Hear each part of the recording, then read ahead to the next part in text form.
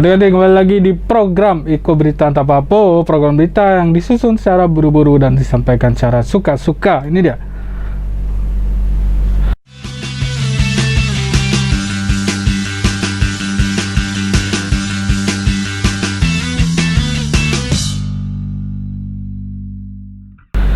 Jika nanti tidak terasa 2 hari lagi kita akan menuju ke tahun 2021. Nah, berita pertama ini datang dari Sarolangun.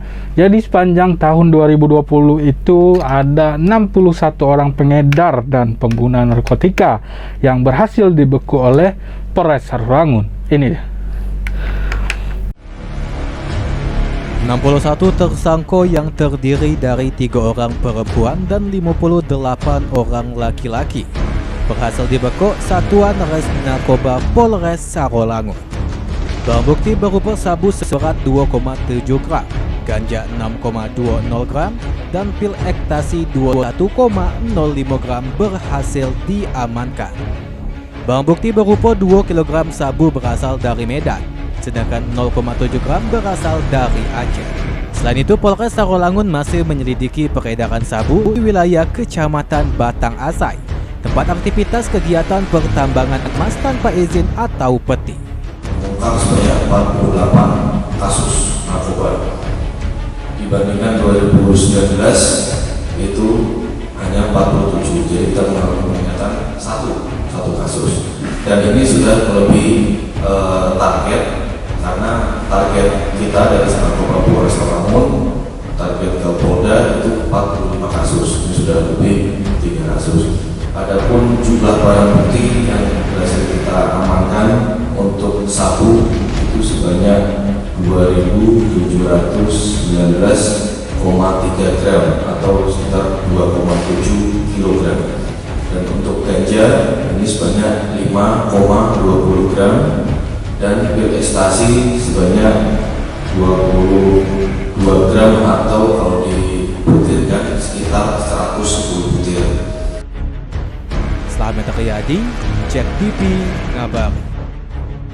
Nah, itu dia. Jadi kasus narkotika ini cukup tinggi di Provinsi Jambi, dan kali ini ada 61 kasus atau 61 orang pengguna narkotika yang berhasil diamankan oleh Polres Sarolangun sepanjang tahun 2020.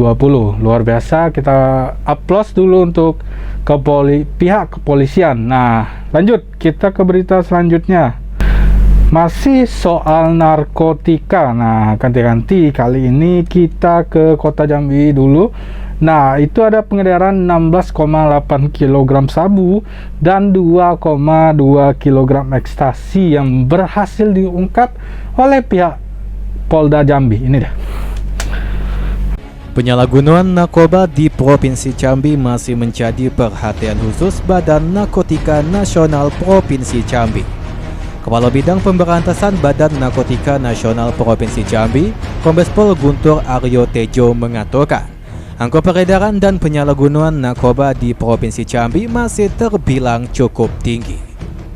Selama tahun 2020, Badan Narkotika Nasional Provinsi Jambi berhasil mengungkap 51 orang tersangka di balik dalang pengedaran 16,8 kg sabu-sabu dan 2,2 kg ekstasi.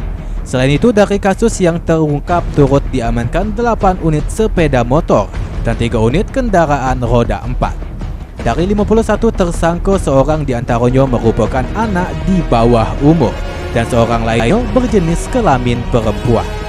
Lebih lanjut, Guntur mengatakan, BNNP Jambi akan terus mengupayakan pemberantasan narkoba dengan maksimal melalui pemutusan jaringan narkoba agar mampu menurunkan jumlah pasokan narkoba. Usaha yang dapat dilakukan adalah melalui upaya pemberantasan peredaran gelap dan penyalahgunaan narkoba. Melalui upaya tersebut, sejak Januari sampai dengan Desember 2020, BNNP Jambi telah melakukan berbagai pengungkapan kasus narkoba dan berhasil mendapatkan sebanyak 51 orang tersangka. Selain itu, terdapat beberapa jenis barang bukti yang telah disita, mulai dari narkoba jenis sabu sebanyak 16.875 gram atau sekitar 16,8 kg. Dan ekstasi sebanyak 2.160 gram atau 2,1 kg. Dimas Sanjaya, Cek TV ngabari. Nah, ganti kembali lagi di Keberita Tapapo, program berita yang disusun secara buru-buru dan disampaikan secara asal-asalan sehingga Anda tetap harus mencari referensi lain. Kita masuk ke berita selanjutnya. Ini masih dari Kota Jambi. Ada 4 orang dalang dari kerusuhan Desa Muak dan Desa Semerap yang berhasil diamankan oleh pihak kepolisian. Ini dia. Polres Kerinci bersama Ditreskrimum Polda Jambi akhirnya berhasil membekuk 4 pelaku dalam terjadinya kerusuhan masyarakat Desa Muak dan Desa Semerap, Kabupaten Kerinci. 2 di antaranya 4 orang tersangka tersebut merupakan algojo penembakan yang menyebabkan beberapa warga mengalami luka-luka dan seorang tewas. Keempatnya ialah Anajmi, pelaku penembakan yang menyebabkan seorang tewas. Saripudin, pelaku penembakan yang menyebabkan beberapa warga mengalami luka berat. Agus, pelaku yang pengerusakan tanaman kopi warga Desa Muak.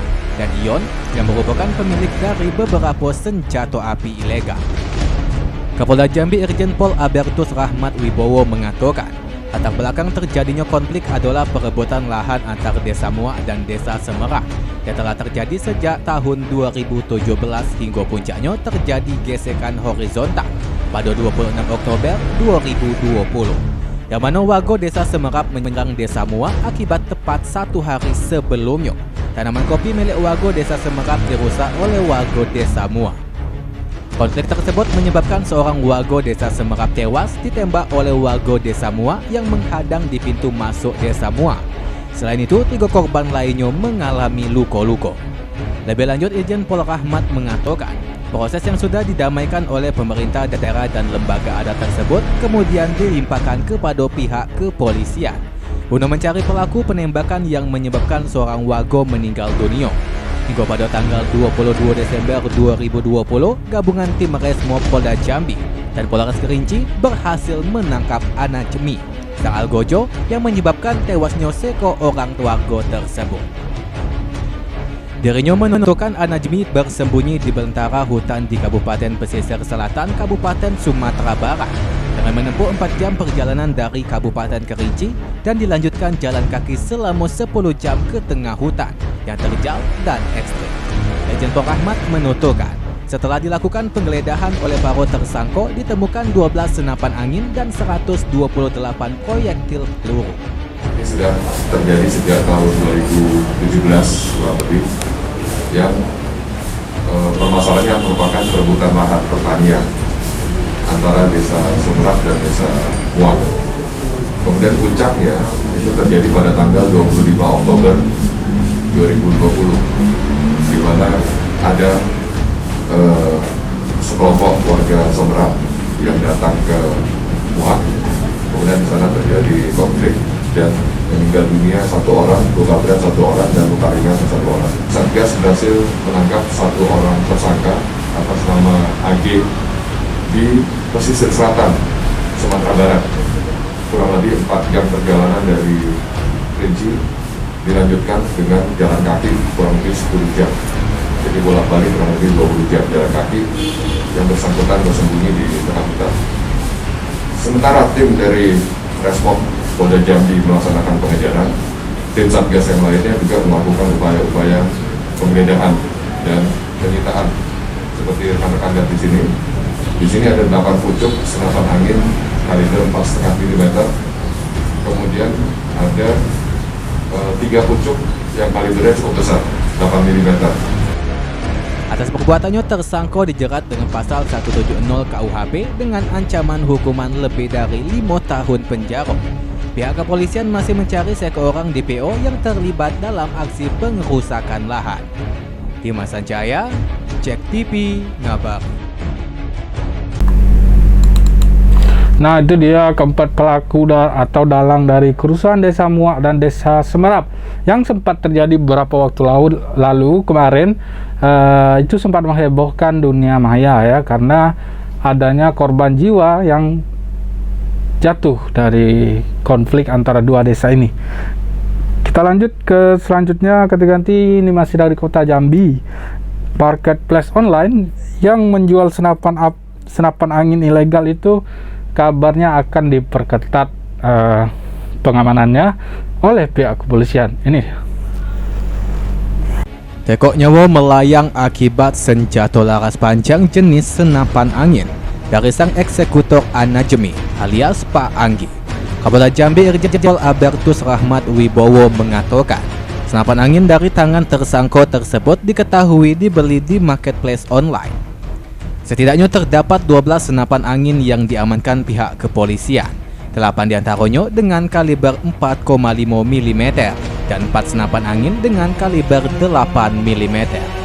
Irjen Pol Rahmat mengatakan senapan angin dengan kaliber besar 8 mm tak sembarang masyarakat yang boleh memakainya dan harus memiliki izin. Dari senapan angin yang diamankan, pelaku telah membongkar dan mengganti per di dalam senapan, sehingga senapan angin tersebut dapat ditembakkan dari jarak yang cukup jauh. Untuk itu, ia menuturkan akan bekerjasama dengan marketplace penjualan senapan angin untuk tidak sembarang menjual barang tersebut dan bekerjasama dengan ekspedisi jasa pengiriman barang jika terjadi penyeludupan senapan angin ilegal. Online senjata-senjata ini kita juga nanti akan melakukan kerjasama dengan marketplace yang menggunakan senjata, memasarkan senjata api ini, terutama dengan jasa-jasa pengiriman barang ya, supaya nanti bisa diawasi. Dimas Sanjaya, Cek TV, ngabari. Oke, kembali lagi di program Eko Berita Tapapo, program berita yang disusun secara buru-buru dan disampaikan secara asal-asalan sehingga Anda tetap harus mencari referensi lain. Kali ini kita masih di Kota Jambi, itu ada berita mengenai imbauan kepada warga yang diimbau percaya pada aparat terkait penyelesaian sengketa konflik lahan yang terjadi di beberapa titik di Provinsi Jambi, Kota Jambi. Ini dia. Konflik masyarakat di Provinsi Jambi harus menjadi cerminan masyarakat agar tidak terulang kembali. Pepatah Melayu mengatakan sudah saatnya menyusun jarinan 10, menundukkan kepalunan 1, ampun kepada yang tua, minta maaf kepada yang banyak. Pepatah tersebut tampaknya relevan agar saling memberi penghormatan untuk kehidupan bermasyarakat yang lebih harmonis. Kapolda Jambi Irjen Pol Albertus Rahmat Wibowo mengatakan konflik di masyarakat sudah menjadi wewenang pihak kepolisian, TNI, dan pemerintah daerah. Campur tangan tersebut adalah bagian dari urgensi sebuah permasalahan agar tidak terjadi gesekan horizontal di masyarakat. Untuk itu, masyarakat dapat melapor kepada pihak kepolisian, TNI, maupun pemerintah daerah jika masih ada konflik yang belum terselesaikan. Dirinya menuturkan, untuk proses konflik lahan yang menyebabkan gesekan konflik masyarakat Desa Muak dan Desa Semerap Kabupaten Kerinci, saat itu sedang diproses oleh lembaga adat setempat dalam penyelesaian lahan, yang mana lahan milik Desa Muak dan lahan milik Desa Semerap. Lebih lanjut, Irjen Pol Rahmat mengatakan, saat itu kondisi masyarakat di dua desa tersebut berangsur-angsur membaik. Ia mengucapkan terima kasih kepada tokoh masyarakat, nenek mama, ulama, depati, dan lembaga adat terkait yang sudah menciptakan situasi yang harmonis terkembali. Ia berharap konflik masyarakat tidak terjadi kembali baik di dua desa tersebut maupun di setiap daerah di Provinsi Jambi. Ia berharap konflik masyarakat tidak terjadi kembali baik di dua desa tersebut maupun di setiap daerah di Provinsi Jambi. Pada masyarakat di seluruh wilayah Provinsi Jambi untuk mempercayakan kepada kami, kepada Polri, kepada Binda, kepada Polres, bila mana ada konflik-konflik lahan yang belum diselesaikan, jangan main hakim sendiri, jangan diselesaikan secara anarkis. Kita berusaha keras supaya ini mendapat kepastian hukum. Demikian pula dengan proses lahan yang sekarang masih ada di Semerap dan Muak, itu masih diproses secara adat, akan dibagi oleh Depati Atur Bumi, mana lahan yang milik warga Muak dan mana lahan yang milik warga Semerap. Situasi alhamdulillah sudah cukup baik, warga Semerap dan warga Muak saat ini sudah berbaur, Saya ucapkan terima kasih kepada para dini mama, kepada para tokoh ulama, jati pandai dan pemuda yang bersedia untuk menciptakan situasi yang harmonis. Dimas Sanjaya, JEK TV, ngabar. Nah, itu dia ganti memang di Provinsi Jambi ini masih marak kasus sengketa lahan yang terjadi, baik antar warga dengan warga, satu desa dengan desa lainnya maupun dengan pemerintah. Jadi warga diimbau untuk mempercayai aparat, serahkan saja pada aparat penanganan kasusnya, sehingga masyarakat tidak usah rusuh atau konflik dan sebagainya. Oke, kita lanjut ke berita selanjutnya. Kanti-kanti ini ada dari Muaro Jambi, yaitu ruas jalan di 3 RT Kelurahan Sangeti itu ternyata rusak parah dan digenangi oleh air saat musim hujan ini ya. Seperti itulah kondisi jalan yang berada di Kelurahan Sangeti, Kabupaten Muaro Jambi, tepatnya di RT 19, 20, serta RT 21. Baik warga maupun pengguna jalan mengeluhkan kondisi jalan. Selain banyak lubang besar dan kecil, jalan sepanjang 100 meter iko pun bergelombang, sehingga rawan terjadi kecelakaan. Selaku warga RT 21 Popi mengatakan, jalan di Kelurahan Sangeti yang menghubungkan RT 19, 20 serta RT 21 telah merusak berat. Setiap reses dewan maupun muresbang kelurahan selalu dibahas dan masuk rencana untuk perbaikan. Namun, sampai saat itu jalan tersebut tidak pernah tersentuh perbaikan. Satu, sangat menyayangkan puluhan tahun sudah tidak dibangun jalan kami ini karena alasan pemerintah jalan Pertamina. Harapan kami kepada pemerintah dan kepada dewan yang reses, tolong jalan kami menjadi prioritas karena jalan di RT 21 puluhan tahun tidak diperhatikan pemerintah. Dari RT 19, RT 20, RT 21 itu kurang lebih 100 meter. Janji Dewan akan terrealisasi di 2021. Nopia Putri Sanjaya, JEK TV, ngabari. Ganti-ganti kembali lagi di program Iko Berita Tapapo. Program berita yang disusun secara buru-buru dan disampaikan secara asal-asalan, sehingga Anda tetap harus mencari referensi lain. Berita kali ini dari Kabupaten Muaro Jambi, ada seorang mayat laki-laki nih yang ditemukan terbujur kaku di kamar kos miliknya. Ini dia. Warga sekitar sempat dihebohkan dengan penemuan mayat laki-laki berinisial MF, warga Merlung, yang terbujur kaku di kamar kos. Diketahui korban ditemukan oleh rekan korban ND pada pukul 09.30 waktu Indonesia Barat. Ketika dilihat melalui jendela, MF dalam kondisi sudah terbujur kaku dan hanya memakai celana pendek. Disampaikan oleh Kapolres Muaro Jambi AKBP Ardianto, korban saat itu telah dibawa ke rumah duka. Dari keterangan pihak kepolisian, MF memiliki riwayat penyakit serangan jantung. Itu akan kita kembalikan kepada keluarganya bahwa riwayat dari korban adalah mengalami sakit jantung gitu ya, sehingga pihak keluarganya memberikan pernyataan tidak untuk dilakukan otopsi. Karena SOP-nya kita lakukan otopsi karena ada permintaan, kita tidak lakukan otopsi karena ada riwayat penyakit jantung. Nopia Putri Sanjaya, JEK TV, ngabar. Nah, itu dia ganti penemuan mayat seorang laki-laki yang terbujur kaku di kamar kosnya. Ini menurut Kapolres Muaro Jambi masih diselidiki apakah bunuh diri, apakah dibunuh, atau alat tindak kriminal lainnya masih diselidiki.